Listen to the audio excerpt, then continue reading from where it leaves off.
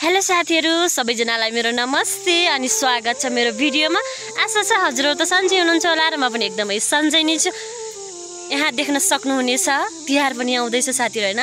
हाम्रो घरमा चाहिँ कति राम्रो हजारी फुलेको छ, थोरै छ हैन, धेरै त छैन। त्यही पनि एकदम राम्रो फुलेको छ। आमै कति राम्रो फुलेको साथीहरु, हेर्नु त। यसलाई चाहिँ माला बनाएर लगाउने हो। मैले एउटा टिपेको थिएँ, कस्तो राम्रो छ है, हेर्नु त। अनि साथीहरु म चाहिँ यहाँ बारीमा साग टिप्न आएको छु हैन। साग टिप्न आएको छु। म चाहिँ तोरी साग टिप्न आएको छु हैन अहिले। अब सागसँग ढिँडो खानु पर्यो नि त है। ढिँडो त खानु पर्यो के अरे। अब सधैँ भात खाएर पनि हल्का फुल्का अब मान्छेलाई रोग लाग्दैन क्या साथीहरु, निरोगी भइन्छ नि त। त्यसैले तपाईहरु पनि ढिँडो खाने गर्नु होला है साथीहरु। हामी मगरको घरमा त साँझै जहिले पनि ढिँडै पाक्छ हैन, किनभने अब बुढापाखाले मान्नुहुन्न नि त। अनि हामी पनि बार्ना परेको अहिले चाहिँ। हामी पनि ढिँडो एकदम मिठो लाग्छ अहिले त। अनि साथीहरु हेर्न सक्नुहुनेछ हाम्रो उखुबारी है। हाम्रो उखुहरू पनि यति धेरै छ है। यो पोहोर साल लगाएको उखु हो, अहिले नै यति धेरै फैलिसक्यो है।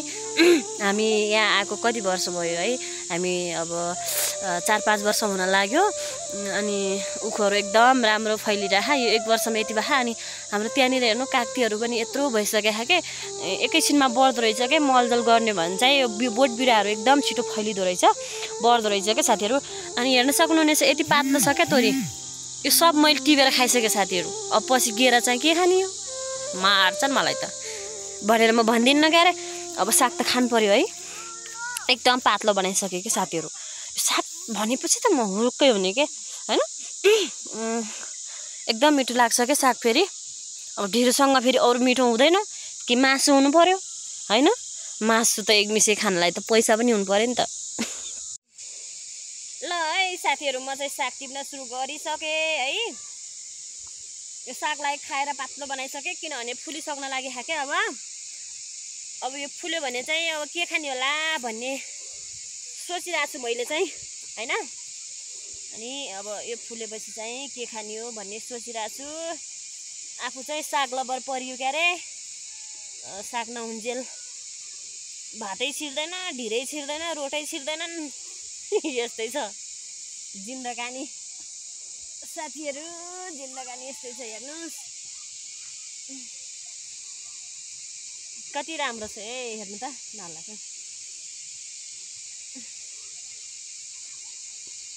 भटाभट टिप्ने हो के, पातलो भइसक्यो है। अब तोरी चाहिँ के बनाउने हो पछि। अनि तोरी चाहिँ के बनाउने होला। तेल त बजारकै किनेर खानु त हो नि हैन। अलिअलि पनि साग पनि खानु पर्यो। अनि हाम्रो सानो जानलाई फेरि थोरै भइहाल्छ क्या, धेरै छैनौँ नि त।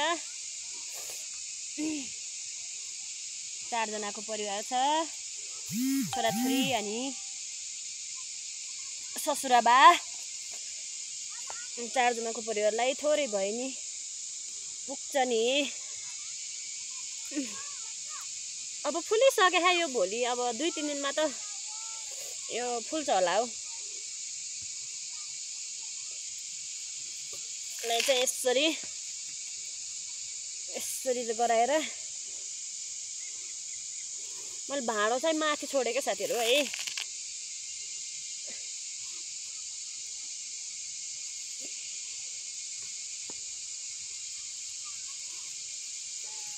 भाँडो चाहिँ माथि छोडेको छु है। म अलि तल अलि राम्रो थियो र हरियो थियो, त्यही भएर यहाँ आएको छु।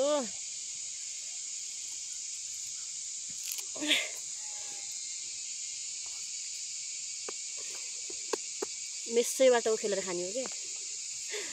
खान त खानु पर्यो हैन। अब यस्तो साग भएको बेला साग नखाइसी अब के खाने कि। जेठामास त केही हुँदैन के। अब त अरू पनि लगाएको छौँ लगाउन त भाजी सागहरू। अब त्यो हुनलाई त टाइम लाग्छ नि त है। अब एक दिन सिस्नो खान मन लागेछ साथीहरु। हेर्नु सिस्नो टिपेर बनाउँछु क्या म। बाख्रा खै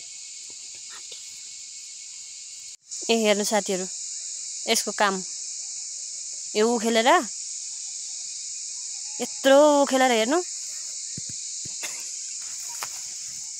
कसले खाने हो यत्रो साग नानी कसले खाने हो त हेर्दा